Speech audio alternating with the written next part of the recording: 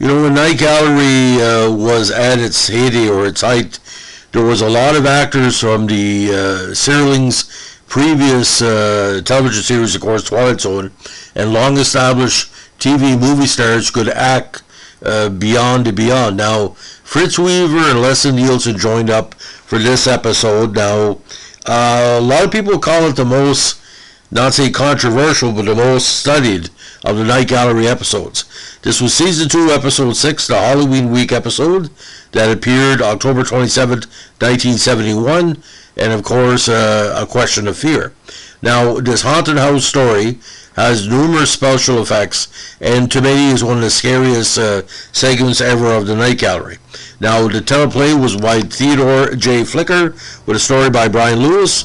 Jack Laird directed, and Leslie Nielsen plays the what they call the agent for hire, Colonel Denny Malloy, with Fritz Weaver as Dr. Matsey. Now, in the plot, at a private club, Dr. Matsey regales the men in the room with a story about a night he spent in an abandoned house, reputed to be haunted, adding that afterward he was committed to a mental institution for 3 years. Now, one brash guest at the private party, Colonel Denny Malloy, who played kind of this tough guy persona quite often as he plays here, basically said, you know, I really don't believe you, I think you're a coward. Now, Colonel Malloy, wearing an eye patch and a mustache, we find out is a longtime soldier for hire and boasts that he's incapable of fear. Now, Dr. Matsey makes him a $15,000 bet that he can't spend one whole night in the house that he lost his mind in without being frightened to death. Malloy accepts the bet and says, for $15,000 I would spend a night in hell. Now, Malloy gets picked up by a limo and is brought to the house. When the door opens, the fun begins. Now, various things are going on. He sees a man, he sees this large spider of the web, hears a man's voice laughing and moaning, blood drips from the ceiling, weird bodies of disembodied heads, a yellowish green light, and again laughing and moaning sounds like you see in a normal haunted house.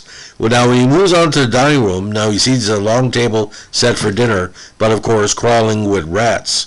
His flashlight dies and he gets the candelabra to go over to the room, but he hears more cackling from an unseen voice. So they're setting up these kind of horror house tropes, eh?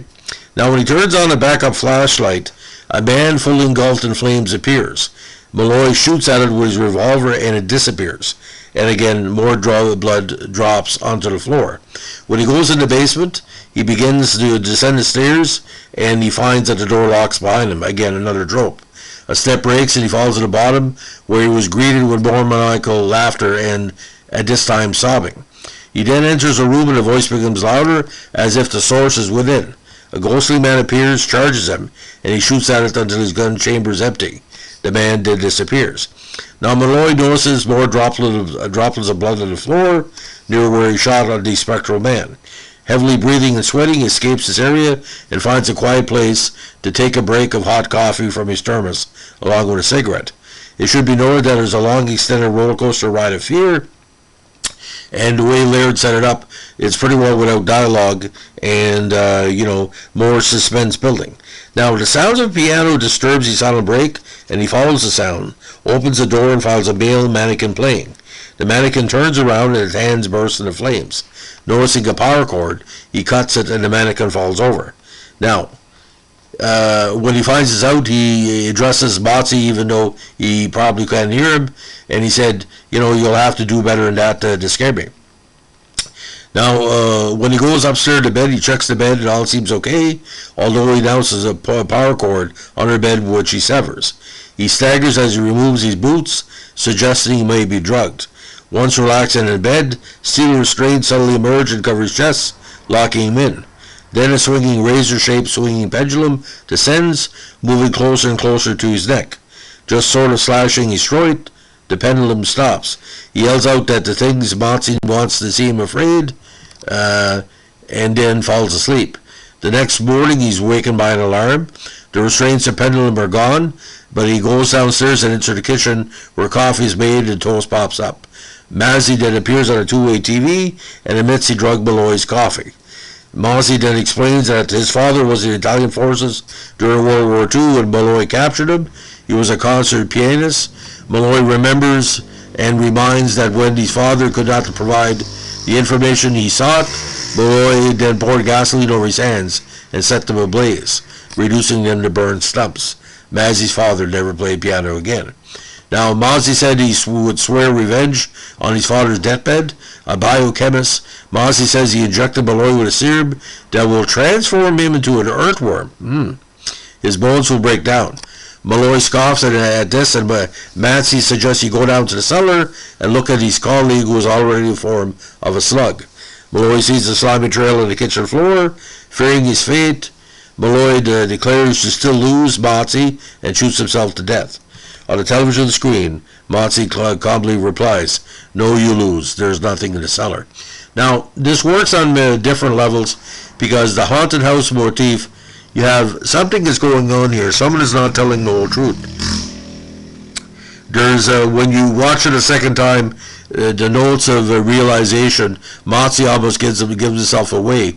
But Leslie Nielsen, the performance in the show, you look at Frank Drebin just a number of years later in Airplane.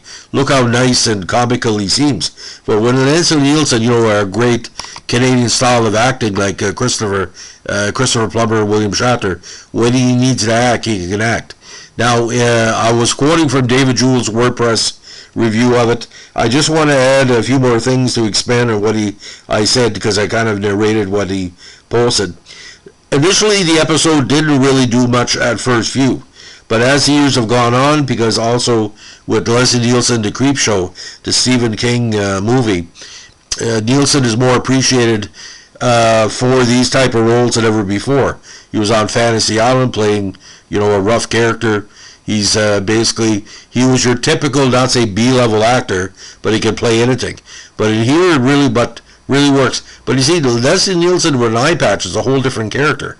And something is weird because the Malloy character seems to be always on edge, like being found out. Not the same, of course, as Escape Route with the Richard Conley character, but there's something really not honest about this person. And he plays him as kind of despicable, but on a low key, like, this is a person eater that has sold her soul for money or has basically done people bad for money and has no conscience. So I give this episode out of 5 stars, about 3 3/4. Like I said, a little bit too long. There's a shortened, re-edited version, a little bit tighter. But like I said, the earthworm thing, that's kind of, you could come up with a better, a better denouement.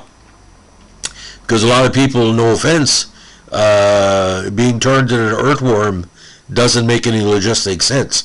Like turning to stone or, active cancer or whatever, or, truth serum that leads to a person confessing to a murder. That seemed to be more way of a plot to work on it. Like him being arrested at the end of the episode. To me, anyway. So, ladies and gentlemen, if you like what we're doing here with our Night Gallery podcast, give us a like, comment, subscribe. And don't forget, if you see an earthworm, it could have been Leslie Nielsen. You never know. Have a good day. Bye.